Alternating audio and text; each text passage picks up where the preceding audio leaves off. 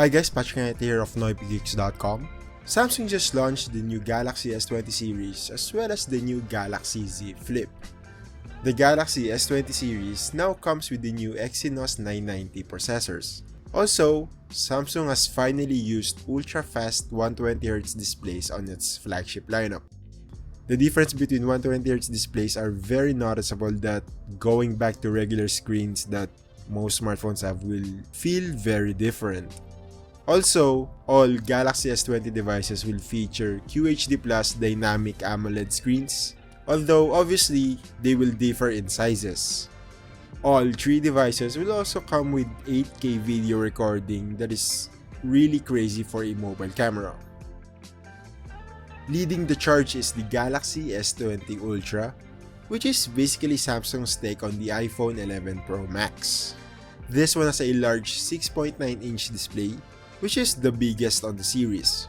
It also has the most battery capacity at 5000 mAh with support for 45 watts fast charging. It is also the only S20 device to feature 5G support, although that feature will not be enabled here in the Philippines, where 5G connectivity is still not widely available. There's also the 108 megapixel primary camera, which is one of the most pixel-packed sensors in the industry today.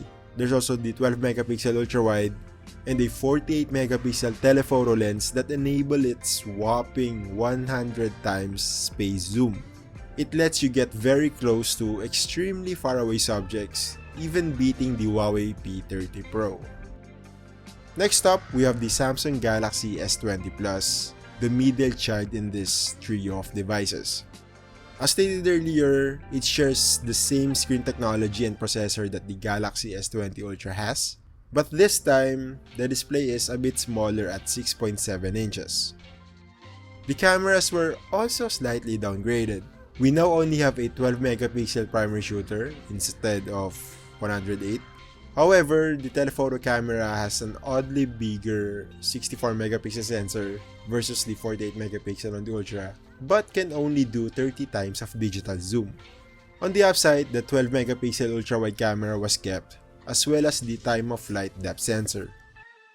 Samsung also downgraded the battery from 5000 to 4500 mAh, the fast charging from 45 watts to 25 watts, and the RAM capacity from 12GB to 8GB. Lastly, we have the Samsung Galaxy S20, the most reasonably priced between the three. It may have some minor compromises over its bigger brothers, but it can still please people who are looking for a proper flagship device. It has a much smaller 6.2-inch display, which is actually a nice thing since it makes it the most compact and more portable devices between the S20 devices.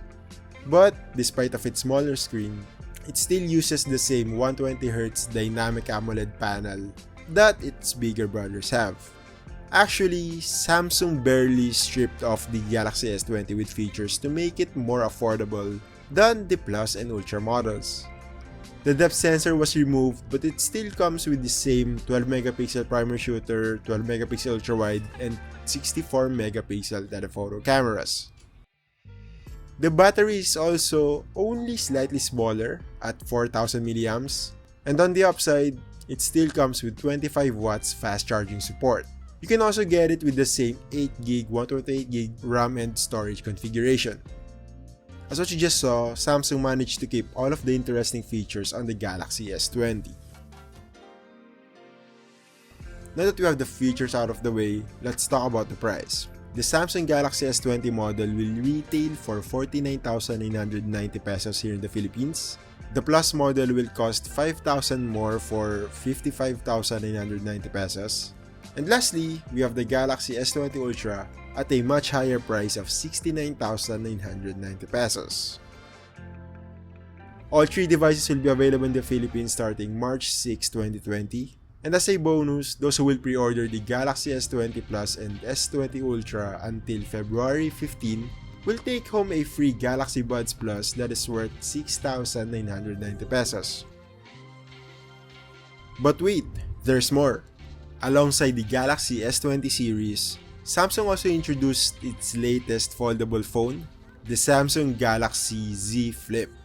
You can think of it as Samsung's version of the latest Motorola Razr, but with flagship specs.